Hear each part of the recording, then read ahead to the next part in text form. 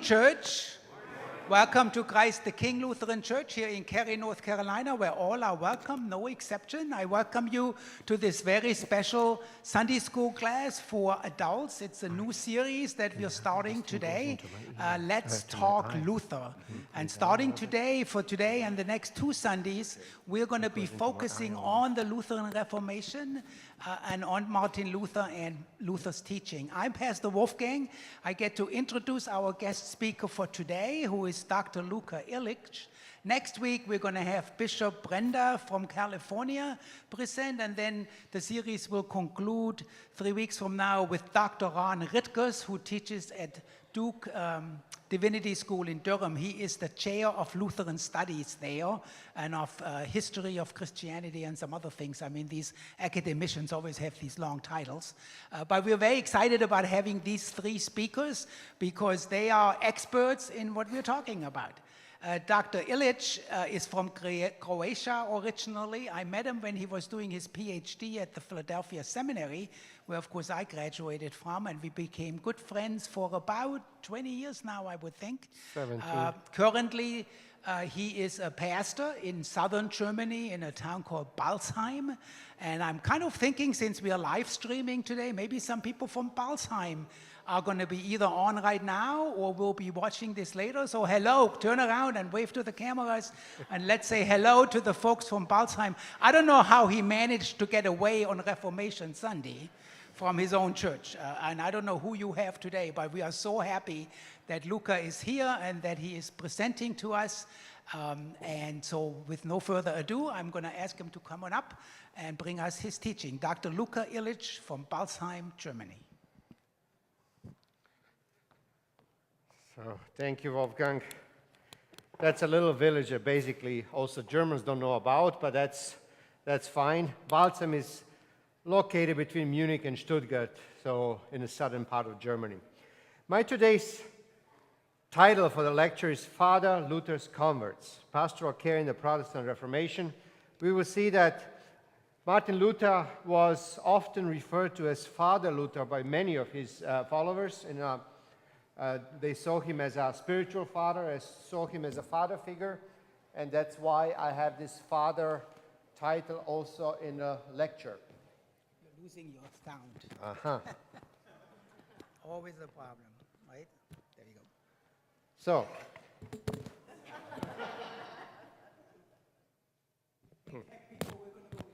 right.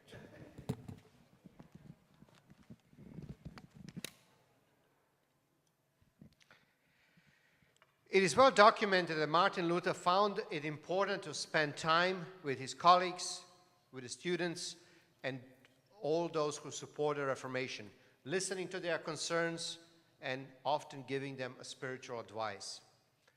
Being open about his own struggles and providing encouragement from the Word of God to those who experience uncertainty and doubt about their faith made a profound difference in many people's lives in the 16th century. In this lecture, I will highlight the examples of two such people who became important reformers in their own right. Urbanus Regius, born in the town of Langenhagen, in Bodensee, Lake Constance, and Matthias Flacius Illyricus, a reformer that was born in today's Croatia. Both of them experienced life-changing pastoral care from Luther. Father Luther helped convert both to a deeper embrace of Protestant faith and its understanding of the spiritual life. And Luther's disciples, in turn, went on to shape the pastoral care that so defined the Protestant Reformation. So, Luther and pastoral care. Luther's own experience, which we called in German Anfechtung, we can translate as temptation or actually a torment, marked his years as Augustinian monk in Erfurt. Luther constantly struggled with thoughts of not being good enough. He was terrified of the wrath of God, and he was convinced this wrath of God will be poured upon him for his shortcomings. In other words, he felt a failure.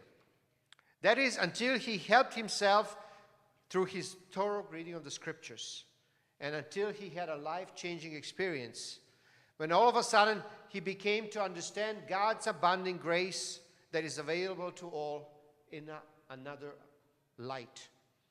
Having gone himself through the experiences of depression, doubt, struggle, Luther now wanted to help others. And this is a very important area of the Reformation that actually has not received much attention in the scholarship. But this was something that's radically new idea at that time, that the pastor or priest helps other.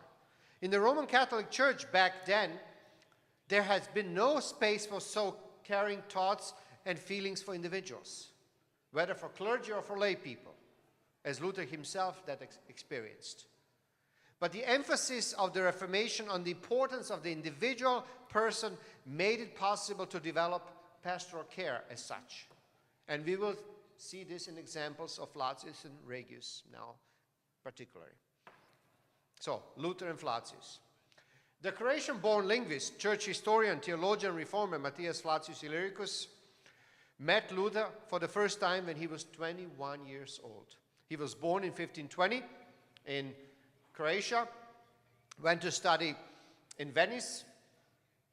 He was a humanist student, and then while in Venice, his Franciscan relative advised him. He wanted to study theology at that time, and his Franciscan priest relative told him, Matthias, if you want to study a true theology, you need to go across the Alps in the north.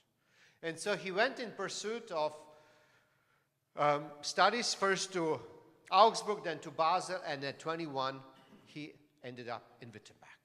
He came there to study for a master's degree in Greek and Hebrew.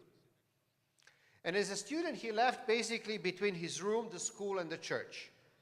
And he became known for his utter devotion to research and serious scholarship. He had a reputation in Wittenberg of a lonely man who was always kind and helpful to his colleagues.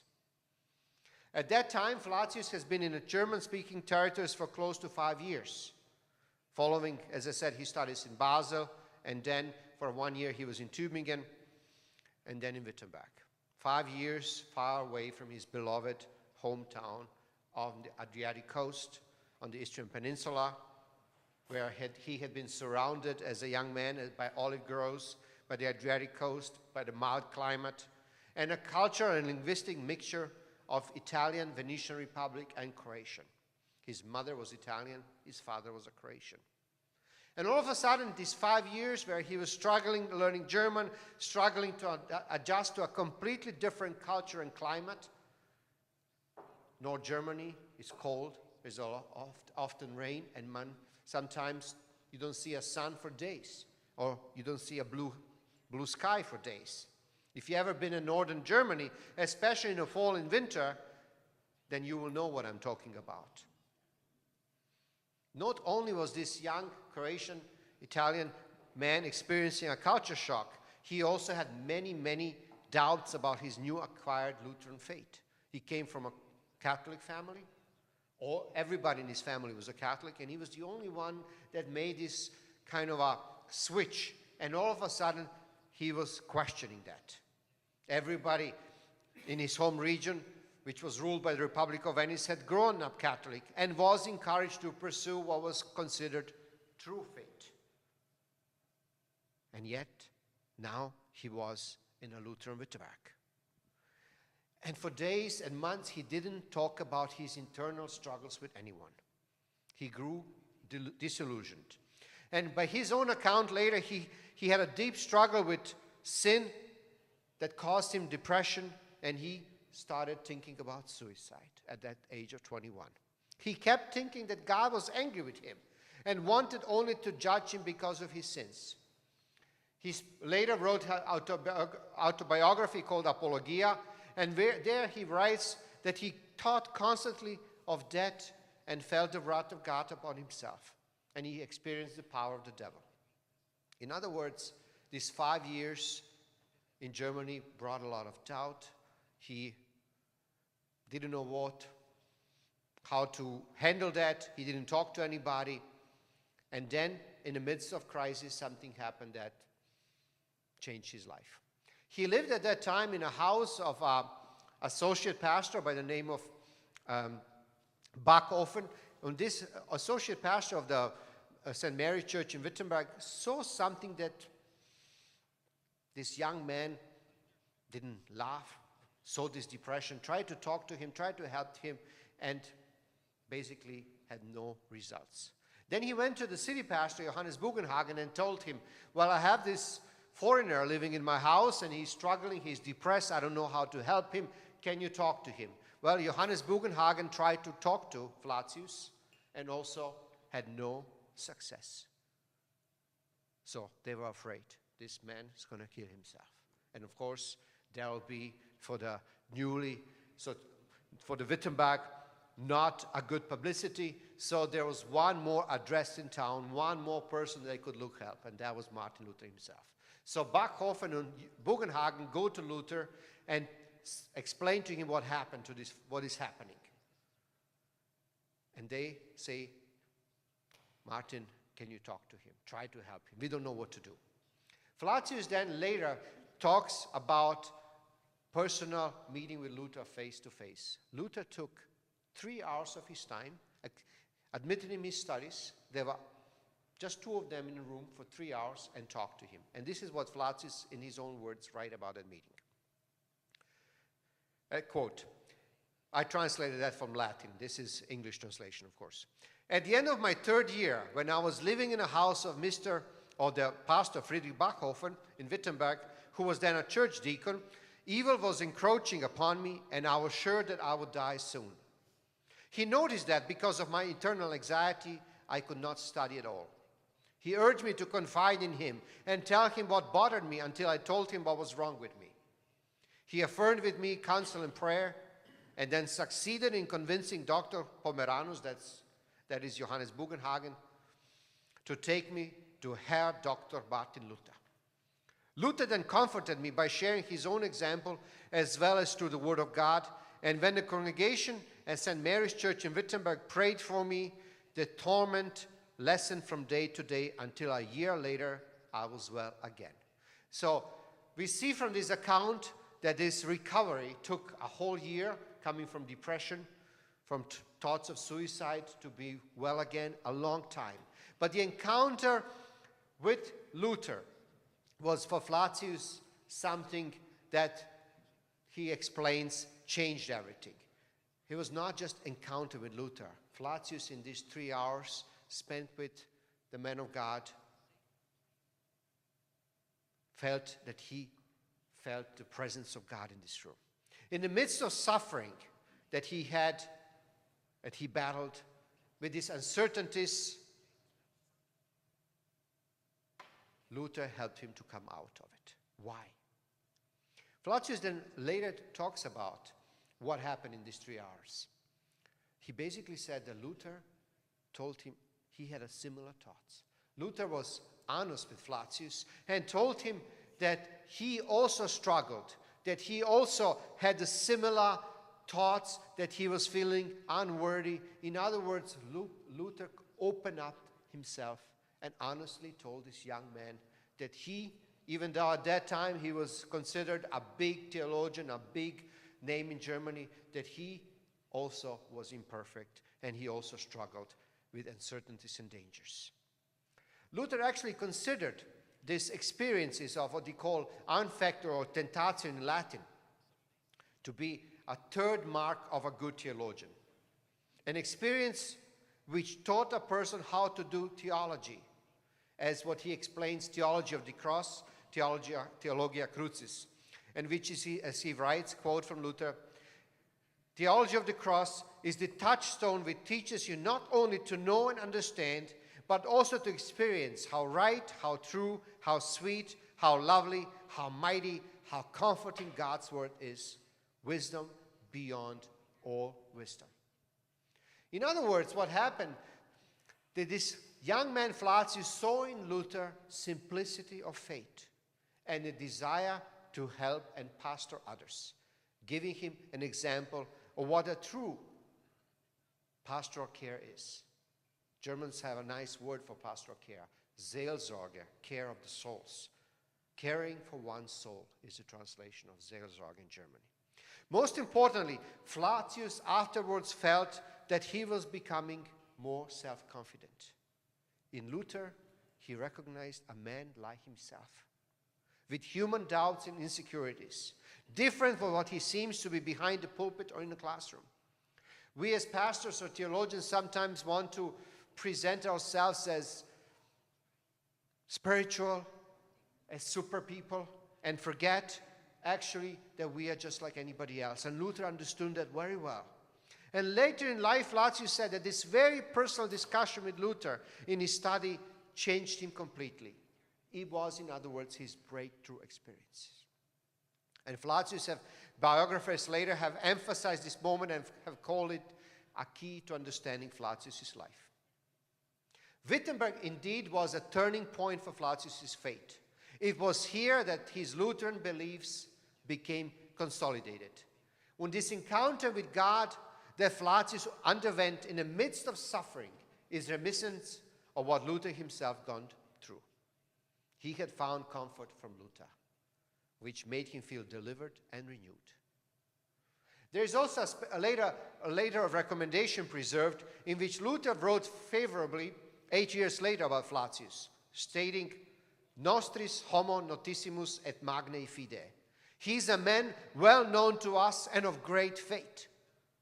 So some years later, Luther writes a letter of recommendation for this young man, and he talks to him about him. He's a man of great faith.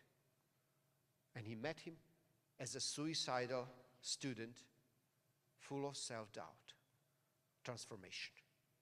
This confirms this personal bond between the experienced reformer and this young man born close to where I was born. In another letter from November 1544, Luther referred to Flacius' academic devotions, calling him studiosimus, so man that's devoted to serious study. We need to understand for Flacius, the pastoral care received from Luther marked a turning point in his life. Not all that he learned intellectually. It's actually a pastoral care that transformed him. And from that point on, he always fought for defending what he understood as Luther's positions on various theological topics. And he had admiration for him that shines through several of Flacius' works. Another important thing that I didn't mention, Flacius lost his father when he was 12 years old. And when Luther dies a couple of years after, Flacius will often refer to him as Father Luther. He found in Luther a father figure, a man that comforted him, a man that was honest with him, a man that took time to be alone with him and to help him. And that's why he always later in his works refers to this man as a Father Luther. 3 years after this encounter in 1544, Flacius received a teaching appointment for Hebrew language at the Faculty of Arts in Wittenberg. He was only 24, the youngest professor at Wittenberg University. When a year later he married Elizabeth, the daughter of a Lutheran pastor from a neighboring village close to Wittenberg. When Luther attended Flacius' wedding in November 1545, he was there. And for this young Croatian, that was a highlight, that the big reformer personally, again, took time and attended his wedding. 4 months after Flacius' wedding to Elizabeth, Luther died. In early 1546, then soon after Luther's death, Flacius received a master's degree from Wittenberg, graduating as the best student in a class of 39 students. The best student of 39. Beyond Flacius' strong personal connection to and identification with Luther, he also recognized Luther's emphasis on human fallenness. Luther often emphasized the original sin as central to his theology. And this was later to play a significant role in argumentation of Flacius' theology in many controversies he was involved in. Flacius' perception was that Luther's emphasis was lessening among the second generation of the Lutheran reformers, and he strove to emphasize and preserve Luther's doctrine. He wanted to follow what Luther had earlier articulated in his preface to the commentary in the Epistle to the Romans. Sin in the scripture means the inmost heart with all its powers. Before good or bad works take place, as the good or bad fruits, there must be in the heart fruit, faith or unbelief. In other words, Luther viewed freedom and bondage of the human will as a critical for the proper interpretation of the entire biblical message. He also stated in a lecture on Psalm 51 from 1532 that, quote, without the doctrine of original sin, it is impossible to understand scriptures correctly. And it was exactly this issue that Flacius would take early and seriously, and at the time emerged as the focal point of his theology. He often quoted portions of Luther's lectures and to show that he was indeed following Luther's biblical interpretation. Flacius lived until 1575 and wrote about 200 theological works. And after Luther died, we can see that Flacius felt important to uphold what he learned from Luther in the face of what he perceived as deviating interpretations among members of the second generation of reformers. So, now I want to emphasize one more thing, how Flacius actually spread the Lutheran Reformation further. Flacius himself published a number of Luther's works. Armed with his theology, with Luther's theology, and moved by these personal experiences, Flacius began publishing Luther works 3 years after Reformer died in 1549. It was a part in an attempt to preserve the legacy of his great teacher. An added motivation for those publications was refutation of his opponents and defense of authority for his own position. He wrote forwards and epilogues to a collection of Luther's letters that he wrote in 1530 when the Diet of Augsburg took place. Another forwards he wrote for a collection of Luther's pastoral advice, and he referred to Luther oft as a holy man and a true hero, words that point to his admiration of Luther. It's almost like he admired him so much that he idolized him.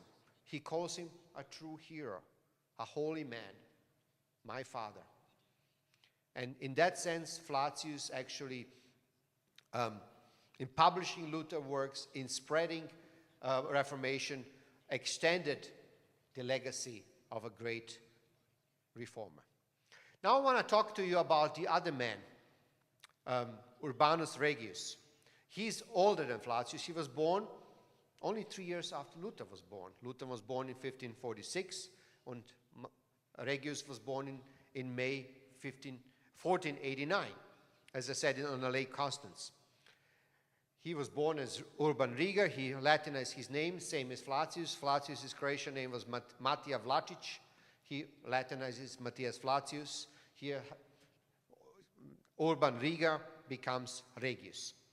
We don't know much about his parents or much about his family. However, it is quite probable that he was the son of the Catholic priest, Konrad Riga. Regius' opponents often ridicule him for this, and he himself did not deny it anywhere in writing. So most likely his father was a Catholic priest, so he is illegitimate child. He studied theology in Freiburg, in Ingolstadt, in Tübingen, and in Basel. And since he didn't have much money, he received a scholarly education with scholarships in those cities. And in 1520, he was installed as a preacher in Augsburg at a cathedral.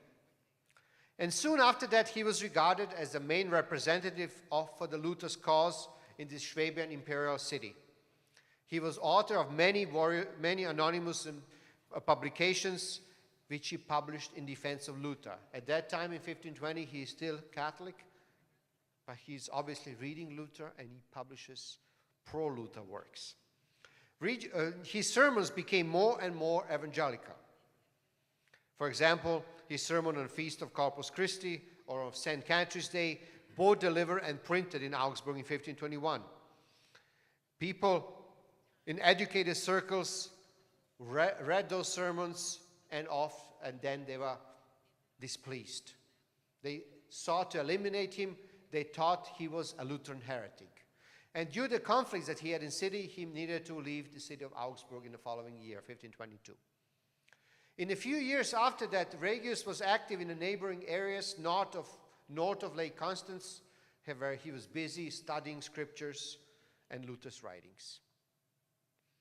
In 1522, he brought Luther's writings and teachings to Lindau, also a city on Lake Constance, and then even further south into Tyrol in Austria. And though he acted very cautiously, opposition soon arose from the bishop and the Archduke Ferdinand from the Holy Roman Empire of the German nation, and that made his further work impossible. He returns to Augsburg in 1524 and was employed then by the city council again as a preacher. Regius came into contact with early writings, Luther's writings, quite early. He has studied those writings with the original intention of refuting them. But then he became a devout follower of Luther's teachings. In other words, he read those works with intention as a Catholic to refute them, and then he converted. In an almost unnoticeable way, he was not moved by a sudden effect, but a calm judgment. And he turned from an opponent into a sympathizer and soon became an enthusiastic follower of Luther. And then came the year 1530. Regius participated in Diet of Augsburg, and there he was greeted by the Luther's followers, and soon he entered, quote, as a splendid teacher and champion of evangelical Protestant truth. After this Diet, Regius left the city with his growing family. He ended up having 13 children. He married. Flacius, on the other side, had 18 children. That was normal at that time. And he was trying to fulfill the new mission to help the Reformation. On one travel, Regius wanted to pay Martin Luther a visit in Coburg in 1530. And from that visit, he took some profound, unforgettable impressions. He wrote with a great excitement about his encounter with Luther to his friends and described his experiences in detail. So we will see now that personal encounter with Luther in case of Regius, same as in case of Flacius, was a big changer. He met Luther for the second time in 1537 in Schmalkalden, and he also reported on this meeting in a very emotional way and praising Luther. So Regius met Luther only 2 times. But about those 2 meetings, he wrote extensively and spread through his impressions of Luther in a very emotional way, and he praised Luther the same that the Flacius praised Luther. In other words, we see just an example of these 2 men, and there can be many, many more, that Lutheran Reformation spread not only because of Luther's writings or because of the Luther's courage. Most likely, the important factor that impacted many people is the Luther's ability to connect to people one-on-one, that he was always willing to spend time with people, and in these meetings, the people were transformed. They saw Martin Luther much larger. We need to conclude. Time is running. But we see how the encounters that Luther had with people, the personal time that he invested in these 2 reformers, impacted their lives in a profound way. The fact that Flacius so often quoted and referred to Luther in his theological writings point to his deep sense of gratitude to Luther. However, it also shows his intent of finding legitimization for his own theology and refutation of his opponents' positions.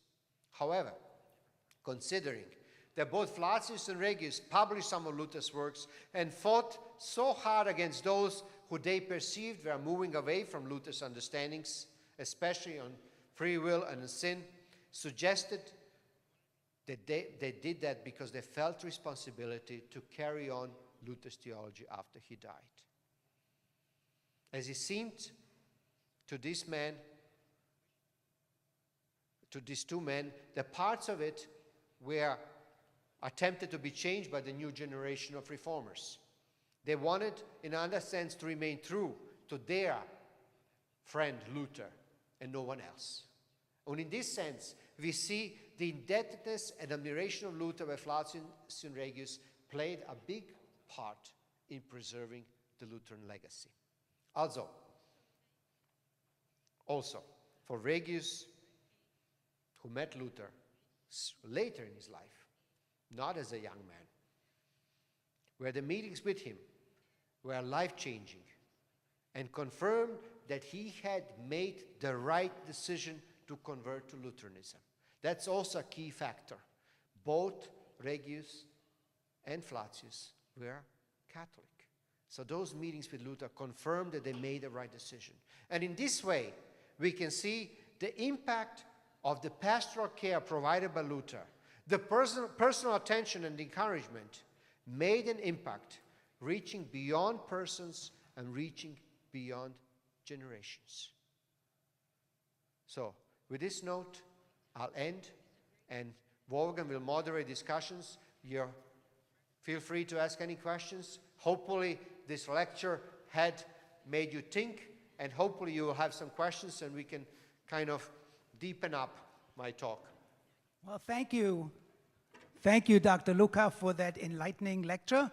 I don't know about you, but yes, let's give him a hand.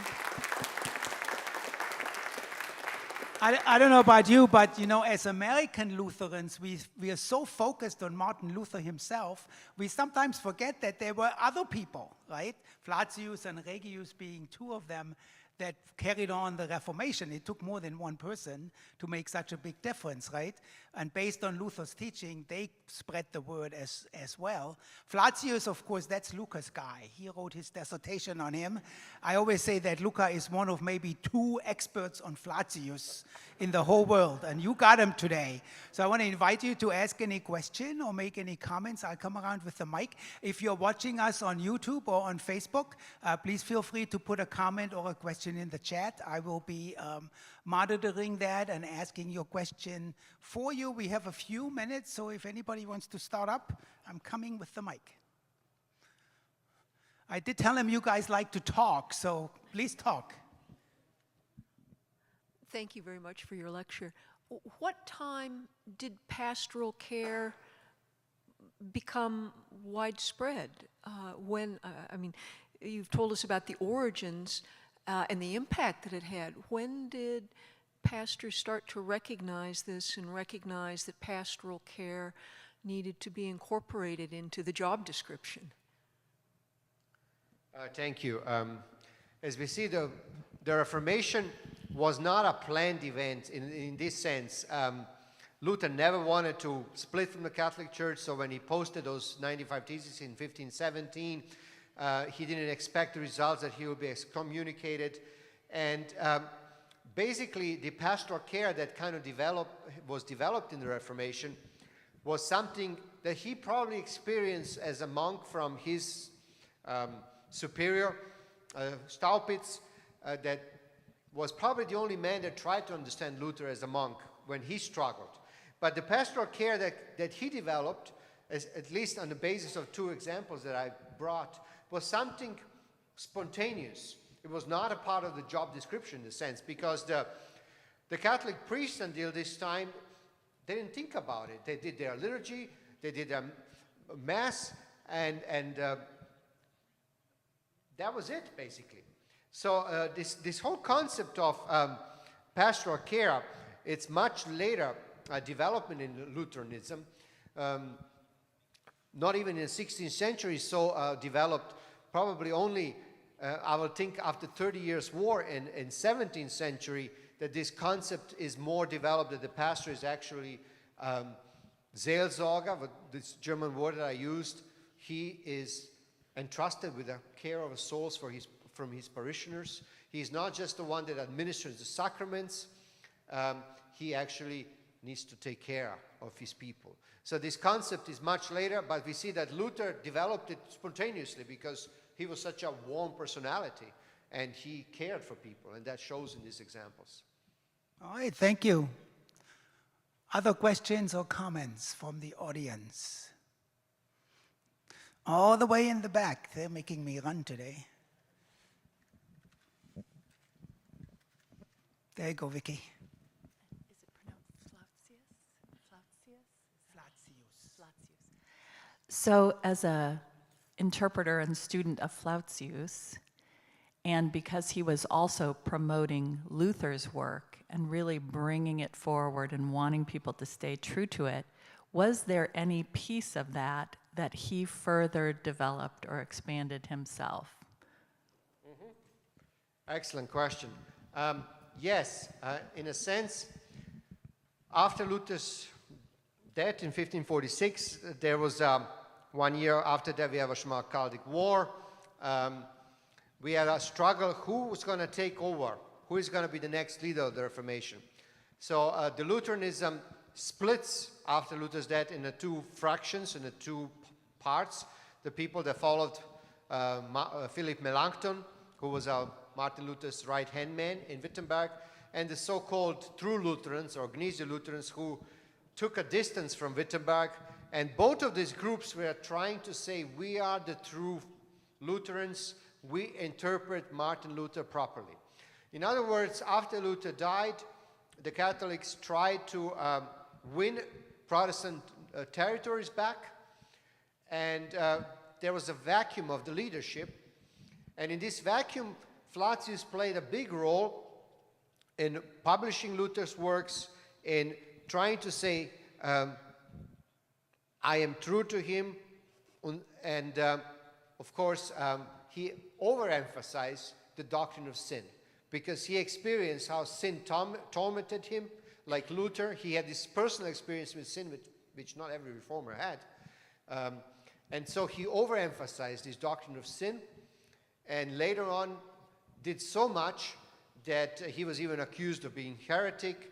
And in 1577, we have a Formula of Concord, which tried to unite the Lutherans. And the first article of this Formula of Concord is against the Flautius' understanding of sin. That's how the Formula of Concord starts, actually. That was a document that attempted to unify Lutherans who were at that time split between two groups that were opposing each other. So doctrine of sin seemed to be the most important for him. As I said, he developed a theory that the sin is a substance of our human being, and because of that teaching, he was then accused of being heretic or Manichaean. But that's very theological. I don't want to go into these details, but we can talk later about that if you want to. Well, don't apologize. I find that fascinating. But then again, you know, I went to seminary too. So, all right, we do have a question on the chat. My friend Jonathan from Baltimore is wondering, what challenges do you see in the Reformation? He says there is challenges in everything. So what are the challenges to the Reformation today? Well, challenges are that we celebrate Reformation Day. We have this identity as Lutherans, but we forget this emphasis that Luther had on this grace that sets us free from all the struggles that we had as human beings. And if you're honest, many of us have also, at one or another point in life, have also thought about suicide, or our life was so dark that we didn't see the light at the end of the tunnel. The danger is that we are so institutionalized after 506 years of being Lutherans that we forget this emphasis. And this emphasis needs to be brought again and again, because only this message gives true hope in the midst of despair. And I think we sometimes are so, as Lutherans, so hierarchical, so bureaucratical, that we forget pastoral care. We forget to care for one another. We forget to love our neighbors as ourselves. And that's the central, I think, to the Lutheranism. Thank you. Oops. Thank you, and thank you for the question, Jonathan. Hello to Baltimore. We have time for one or two more. I think I saw a hand back here. I know that Katie was really influential in Martin Luther's life, and they had quite the partnership. And I'm curious if the students that you've mentioned ended up marrying as well. Ended up marrying. Ended up what? Marrying. Yeah. Getting married to each other. Of course. I mean, I did say that Flacius then got married. As I said, he comes as a student there, and Melanchthon helps him find a wife. And he gets married at the age of 24 with a pastor's wife, and Luther comes to this wedding. So that shows that Luther also kind of encouraged and students to get married, and he came to those weddings. That was also a signal that the marriage was something that was accepted, and it was became a part of a norm that a Lutheran pastor should be married. Luther understood that celibacy was not the way to go, because of the many temptations that a priest had when he's a celibate, sexual particularly. And so the marriage was advised. Marriage was something that was widely accepted, even though the Catholic Church fought against the marriages and accused the Lutherans that they're too sexual and they think about sex. But actually, it was a proper understanding of marriage, and Luther had a happy marriage. In his letters to his wife, he often sometimes called his wife his Herr Käthe. How we translate that in German? Help me. Herr Käthe. Herr Katie? Yeah. Ah, Mr. Katie? Yeah, Mr. Cary. Like, that's his love letters to his wife. Somewhat of a gender confusion here, but okay. He had a good marriage. He wrote to her letters sometimes when he traveled. And then he will write back to Wittenberg, which shows, I mean, he was a good husband. He tried to be a good father. And a marriage, I think it's one of the other important legacies of Reformation that changed also the 16th century. The priests before that were not allowed to be married. And the Catholic priests also in 21st centuries were still not allowed to be married. And my thesis is that we have so much of the sexual scandals because exactly of this celibacy rule in a Catholic Church, which prohibits the young man and the man to marry, and when they are 10, 20 years, when they are subdued their sexualities, then come all kinds of perversions come forward. And we have this problem today in the Catholic Church that Luther saw then and introduced marriage, and I'm married, Wolfgang is married, most of the pastors are married, and that helps us as pastors as well to live a balanced life. So thank God for Luther and that he allowed marriage. I second that. All right, I'm going to take one more, but we got to make it quick. We're running low here on time.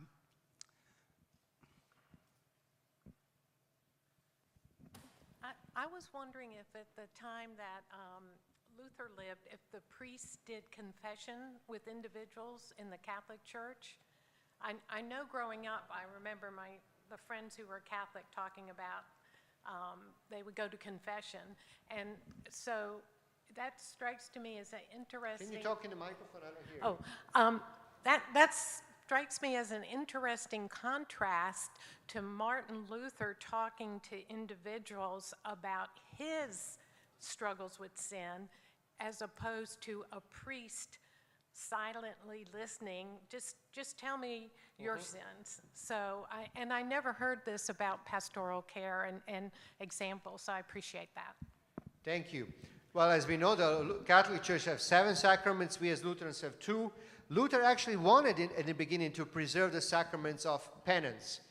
That was important for him. And Lutherans, up to 19th century, did confess, did go to the confessionals. For example, my Lutheran church, where I'm a pastor in Germany, became Lutheran in 1536. It was a previous Catholic building, and they left the confessional. They just changed where confessional is. My Lutheran church still have a confessional. They only changed the location.